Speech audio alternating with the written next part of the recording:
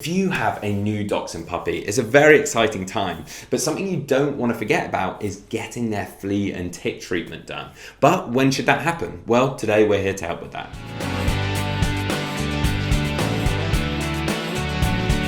Welcome back to the Fenrir Dachshund Show. My name's Joe and I'm a certified canine leader here at FenrirCanineLeaders.com. We are dedicated to helping you learn everything you could possibly want to know about the Dachshund, and then how to become a high-level canine leader so you can raise your very own. So if you're new here, don't forget to subscribe and turn on that notification bell so you never miss a future upload. Doing your flea and tick treatment for your Dachshund is incredibly important and you don't want to miss out on doing it. So today we're going to be tuning into a webinar that canine behaviorist and founder of FenrirCanineLeaders.com, Will, has recorded all about when you should be doing your flea and tick treatment for your dog. Getting a new puppy is a wonderful experience, and if you are planning for a new canine family member right now, you will be busy getting everything ready, no doubt. Puppies are work, but they also make our lives richer and happier. Maybe you already have been to the local vet and set up an appointment for your first visit. After all, vaccinations are vital to protect your dog.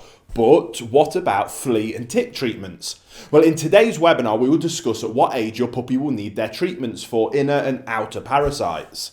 And we will begin with the first set of parasite treatment, which your puppy should already have by the time that you bring them home. If you buy your puppy from a good breeder, they will give you a pet passport. This booklet lists all the treatments that your dog has received from their breeder's veterinarian. These include medication for inner and outer parasites, as well as their first set of jabs. Typically, the first health check and deworming on puppies is done 2 to 3 weeks after birth, then between 6 and 8 weeks of age. They get their first vaccination and another set of treatment to protect against fleas, worms and other parasites at that time. Your job will be to follow up with these 2 sets of vaccination boosters. These are usually spaced apart 28 days from one another. Ideally, the recommended dates for the next jabs will already be marked on the pet passport. And on these vet visits, your dog will also receive their next set of inner and outer parasite treatment. Now, young dogs need all the nutrients from their food to grow in a healthy way.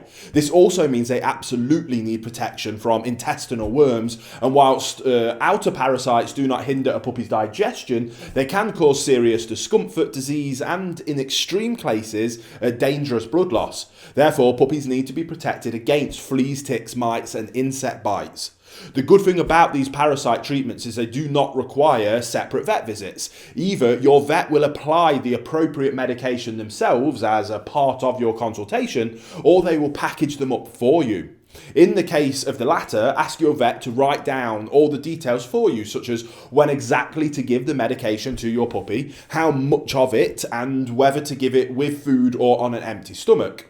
Now, usually parasite medication for puppies comes in the form of a tasty pill that your dog will usually eat without any problems. In case they don't, use a piece of soft sausage or butter or cheese to hide the pill in. If you find yourself having trouble getting your puppy to swallow the medicine, ask your vet for help, and they have tons of clever ways to do it. As we said earlier in this video, your breeder's vet will already have treated the entire litter for parasites.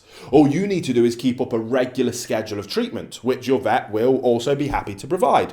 Also, many vets will send you an email or a text message before your dog's next parasite treatment is due. So let's talk about the kind of parasites that puppies can get, and we'll start with internal parasites. Now, most people immediately think of intestinal worms when they hear the term internal parasites, but one of the most dangerous internal parasites for dogs is the heartworm, which is transmitted via mosquito bites. Heartworm prevention for puppies usually comes in the same pill as their deworming medication, but you want to double check with your vet and that this is the case, and whether or not the prevention is even needed, as you may be living outside of a heartworm risk area. Puppies can also usually get roundworms from their mothers. These spaghetti-like worms are the most common intestinal parasites in dogs. They can be seen in the stool, especially after a deworming treatment. Now, tapeworms will lodge in the small intestine of dogs, who can become infected by eating rodents or fleas that then carry the worm. Tapeworms can appear in the excrement again, looking like grains of rice. Now, hookworm infection is often caused by puppies eating other dogs' excrements, and they cannot be detected in the dog's stool, so you won't see them. Whipworm infections are quite serious and can cause bloody diarrhea. Infection comes from swallowing contaminated soil, where the worm's eggs can survive there for years. They're some of the more common internal parasites, but there is also external parasites. And external parasites take nutrients from the dog's blood and can live either on top of the skin or within it. Some of them only cause superficial skin issues, whilst others are carriers for other more dangerous organisms. Lice, fleas and mites are the most common external parasite in dogs. Apart from pesky itching, they can cause severe allergy in young dogs. If your puppy is affected, you should treat all the pets in your household as well as their sleeping spaces. Ticks are quite a common external parasite in dogs. They mostly jump on the dog when walking through tall grass and scrubs or in the forest. Usually ticks cause only local skin irritations, but they can carry Lyme disease, which is why preventative treatment is a must for all dogs. And that wraps up our quick webinar about at what age your puppy will need parasite treatments and some rough overviews of the things that you need to be aware of. Again, we always advise that we're not vets, so speak to your local veterinarian as part of getting a new puppy and they'll be able to give you much more detailed advice. This is just a really good starting place. So I hope you enjoyed it and I'll see you on the next webinar. There you have it, guys. Some really useful information from Will there, all about when you should be doing your flea and tick treatment for your dachshund. I really hope you enjoyed today's video. If so, get involved in the comments down below as we would love to hear from you. Don't forget to subscribe and turn on that notification bell as we have 2 dedicated videos coming out every single week. So I can't wait to see you in the next episode of the Fenrir Dachshund Show.